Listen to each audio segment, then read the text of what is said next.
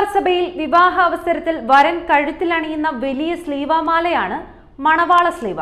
വിവാഹ തലേന്നത്തെ മധുരവെപ്പിനോട് ചേർന്ന് അമ്മാവന്മാർ 3 തവണ അനുവാദം ചോദിച്ചാണ് വരനെ മണവാള സ്ലീവ ധരിപ്പിക്കുന്നത്. വരന്റെ അമ്മയുടെ കൂട്ടരുടെ അവകാശമാണ് വരൻ ധരിക്കുന്ന മണവാള സ്ലീവ സമ്മാനിക്കുക എന്നുള്ളത്. മണവാള സ്ലീവ ധരിക്കുന്നതിലൂടെ പൗലോസ്ലീഹയുടെ ഈ വാക്കുകൾ സഭ ഓർമ്മിപ്പിക്കുന്നു.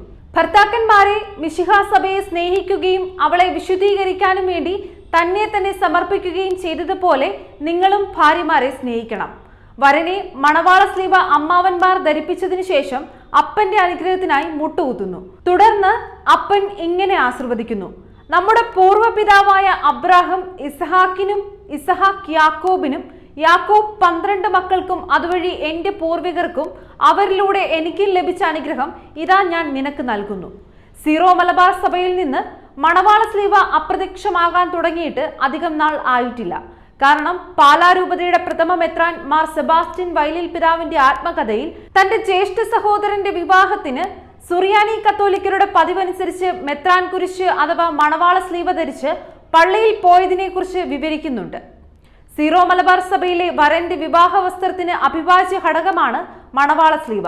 അത് സീറോ മലബാർ സഭാ അംഗങ്ങളുടെ വ്യക്തിത്വം ചൂണ്ടിക്കാണിക്കുകയും വിവാഹത്തിന് വലിയ ദൈവശാസ്ത്രം ഓർമ്മിപ്പിക്കുകയും ചെയ്യുന്നു.